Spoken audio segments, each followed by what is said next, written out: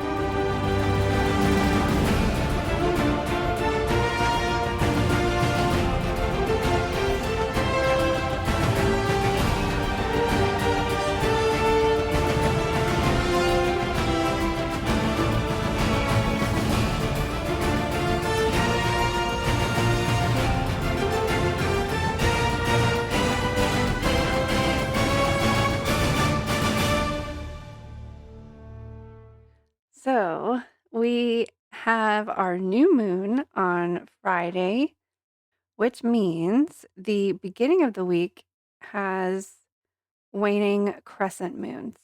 So as you can see, most of the moon is dark, and it's going to slowly continue to get dark until it's totally dark on the full moon, on the new moon. And then Saturday and Sunday, we have the opposite. We have a waxing crescent, waxing meaning increasing. And you can see the difference between Thursday and Saturday is that on Thursday, the crescent is on the left side, and on Saturday, the crescent is on the right side. So you might already be feeling this pull towards the new moon. It makes me feel like this week is going to be exhausting, because it's a time when you wanna be slowing down, but you have 5 days until you get a break on the weekend. So, I don't know, I'm already feeling kind of that pull towards, like, slow down, you're doing too much, you're moving too quickly, but there's still so much to be done. And why I planned 3 community events on a new moon week, I don't know. 4 if you count the Follow the Moon challenge. Um, Luckily, they're like cozy community events, so hopefully we can all just journal and relax at the moon meeting, and we can eat popcorn and lounge around on Sunday for the movie party. So we are starting off this week with Sagittarius. Hopefully this is something that gives you that little burst of energy. If you are feeling low and drained, hopefully this fire energy will kick you in the pants a little bit. Sagittarius energy is about finding direction, making plans, having fun, and going on adventures. Like, I feel like a waxing Sagittarius moon is more about being productive, finding that direction, making plans, envisioning and dreaming. Whereas the waning Sagittarius moon, I feel like is just kind of like enjoying the moment, having fun, because Sagittarius does like having that adventure, but it feels very cozy, like sitting around the fire and having a cup of hot chocolate and like having those real conversations. Because Sagittarius is so concerned about the truth and being honest and finding that truth. So it's like those deep conversations I feel like we can have with a waning Sagittarius moon. So starting off your week with fire energy. Sagittarius energy is ruled by Jupiter. So it also has this like hopeful feeling of, so I like starting off a week with a Sagittarius. You know, I'd rather have like a Capricorn or a Virgo to start off a week, but Sagittarius is nice. It's like, okay, yeah, we can do this. We can get through the week. Gonna be okay. Like, it's very hopeful. So we'll be in that energy for all day Monday. And then in the wee hours of the morning, Tuesday is when we start to transition into Capricorn. It's kind of a longer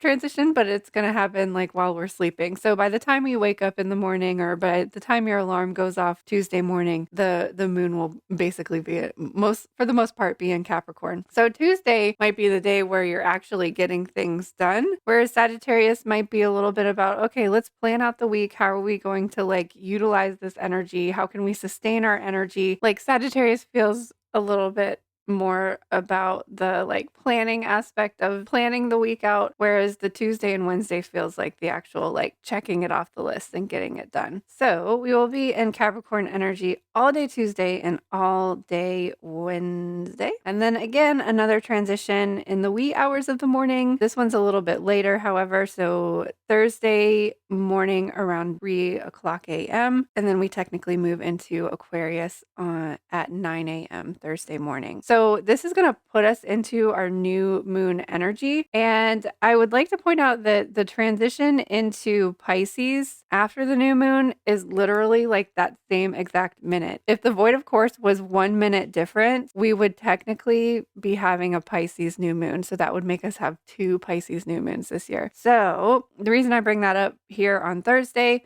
when we move into Aquarius energy at 9 a.m., you might be wanting to set your new moon intentions, do your new moon ritual, light your candle, do your meditation, whatever it is that you do for the new moon on Thursday. Because as you can see right here, the moon is new Friday at 6 p.m. and then we're immediately starting to move into Pisces. So if you want to tap into that Aquarius energy, just keep that in mind. You want to do that either Thursday or before 6 p.m. on Friday evening. So it's a longer transition time too. So I mean, if you don't if you've got plans Friday night to do your new moon thing, do your new moon thing, because it's really going to be in between the two signs from 6 o'clock p.m. Friday night all the way until 8:43 a.m. Saturday morning. So that's quite a long transition time. So we won't be feeling that Pisces energy until Saturday morning. So Pisces energy is going to bring that water element in and that cleansing and clearing element. Whenever there's a Pisces around the new moon, I like to have it be cleansing. And this is kind of going to set the tone for the upcoming Pisces season and then the Pisces new moon next month. For the most part, we have a lot of Aquarius energy this month, however. And you should check out the Witching Hours podcast. I sent over a video with them about the entire moon energy, astrological energy for the month of February. So definitely check that out. We have a lot of Aquarius energy because not only are we still in Aquarius season at the beginning of the month, but Pluto just moved into Aquarius. So that was a really big shift. We'll be here for a long time. And then Mercury moves into Aquarius, Venus follows, and I believe Mars as well. So at the beginning of the month, we have a lot of this Aquarius energy. This is why we're doing the Follow the Moon challenge, so that we can really tap into what does Aquarius energy mean to you.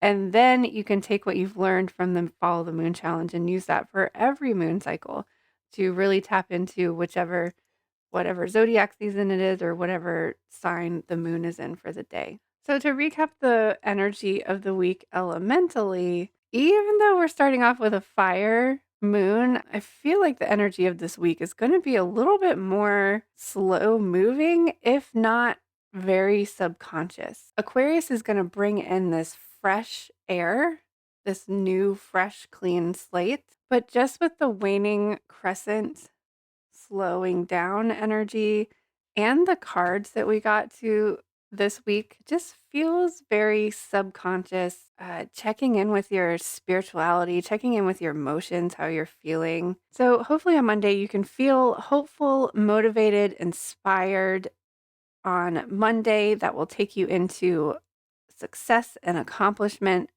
wanting to check off those to-dos and getting things done.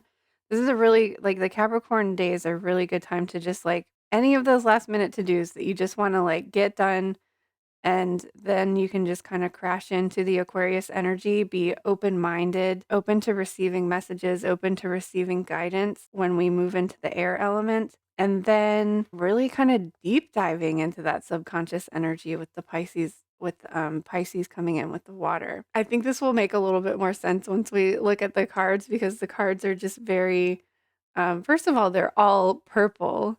So this is very third eye, crown chakra energy, and really tapping into your intuition, being open to receiving messages from spirit. Our first card that we have here is Star Bathing, Light Body, Crystal Grid, Transmission, and Activation. The stars are constantly showering emanations onto the crystalline grid of Earth. When things are in balance, the planet also sends information back up to the stars. Many star seeds have come to Earth at this time to help shift the planetary vibrationally, to activate the ancient code of wisdom that humanity has forgotten, and all of that information is stored in the crystalline grid. If you pull this card, you may be being called to begin working with the stars and the crystalline grid of the earth. Some people believe that the crystalline grid of the earth anchors divine cosmic frequencies into the planet. You may be guided to journey to particular places on the earth to unlock cosmic codes with your presence. You may also be interested in a practice called star bathing. This commonly arises because you are here to connect with the crystalline grid of the earth, either in your hometown or by traveling to other places without quite knowing why. It also can mean that your light body is being activated. If this resonates, take things extra slow in order to integrate this change of vibration. The star seed activation is I open myself up to receiving the wisdom of the crystalline grid beneath me. May the stars and the earth inform and heal me, and as they do, may it heal the earth too. At the new moon time, the moon rises very closely to the sun. So the moon is actually in the sky during the day. We're just not able to see it. And we're not seeing it at night because it's on the other side of the planet. We talk a lot about like full moon bathing, but why not try star bathing on a new moon when we're not able to like bask in that moonlight? Our chakra card is a third eye chakra. Inspired visioning. When you perceive the world with depth and clarity, you empower your imagination. When you fuel your imagination, you are able to visualize and manifest what you desire. You have inside of you everything that you need to live deeply into your highest potential and soul's greatest calling. Let go of fear and anxiety and ask yourself what a good next step would be. Begin today with a small gesture in the direction of your dreams, knowing it is guided by source. Again, this is third eye. Crystal they recommend is lapis lazuli, and the herb is juniper. So very perfect card for a new moon week. And like the stargazing card, being open to receiving. I love the line, let go of fear and anxiety and ask yourself what good next step will be. Begin today with a small gesture in the direction of your dream. So that can be anything. And that's how I approach a new moon is to try to live my day as if it's like my perfect day. Kind of like the Reiki saying goes of just for today, I will not worry. And then tomorrow say the same thing and see how long you can go. I like to do small little things on the new moon that connect me to whatever my intentions are, whether that's a morning ritual or a morning routine or taking time to meditate. If I have a goal of like wanting to meditate every day, at least meditate on the new moon so that you're like grounding your intention by taking action on it. So this is actually a crystal I have not worked with before. Shugalite, can usually only find it in very, very tiny pieces. And Shugalite is a master healer of pain and inflammation. It raises your vibration to counteract illness and assists in physical recovery. It's a cleansing crystal that supports the immune system, soothes frayed nerves, and prevents disease. Shugalite is also a stone of purpose and transmutation that powerfully opens the crown chakra and higher realm of connection. See, I was telling you, all this purple is like third eye and crown chakra energy. The affirmation is, I am worthy of healing and I welcome healing of all kinds. A lot of people don't know Sage Goddess, who is the creator of this deck and the owner of Sage Goddess, which is like one of the biggest crystal companies on the internet. A lot of people don't know this about her. She actually has an autoimmune disease and like she gets blood transfusions regularly, but she does a lot of energetic healing, crystal healing, natural healing as well. And she swears by Shugalite for autoimmune diseases. So a little fun fact there, but again, I've still never worked with it. So it's 75 cents for a piece of Shugalite at sagegoddess.com, but I'm telling you, it's a chipstone. Like they use a magnifier lens to take the photograph. You know, like you would see on like a beaded chipstone necklace, like a gemstone necklace. Like that's how 75 cents for just one little tiny piece like that. That's usually how Moldavite comes too. It comes in these little tiny shards. So, anyways, if you are interested in Shugalite, but also remember our chakra card had the lapis lazuli on there. So the energy of this week feels like that. Like I just can't stop looking at this card here, just laying on the earth and being open to receiving, taking some time while the moon is in Aquarius to be open to anything, new ideas, or simply just allowing yourself that peace and relaxation. I don't know. I really love the idea of laying outside and star bathing. I know it's cold out there. It's winter. So technically this is the last full moon cycle where we will be totally in winter because the Pisces moon cycle is going to transition us from winter to spring. The first 2 weeks of the moon cycle is winter, and then the next 2 weeks are spring because we have the spring equinox like right in the middle of that. So this is your time to go within, be open to receiving, to move more slowly, because we're going to have that transition of having to break out of the ground like a seed, come out of our cave if we've been hibernating, and to start moving again. So I hope you have a wonderful, happy new moon week. I hope to see you at one of our community events this week. And thank you so much for stopping by the other side of the looking glass. We reached our 500 follower goal, subscriber goal, whatever. So thank you so much for your support. I appreciate you so much. And I can't wait to see you here again.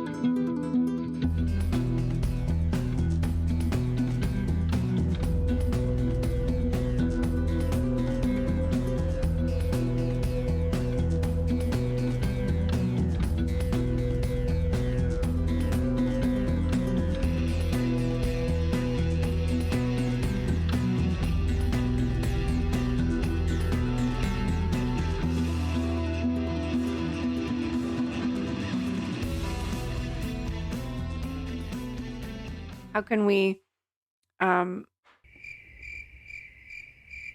how can we, lost my train of thought. So if you want to tap, what is happening? Oh.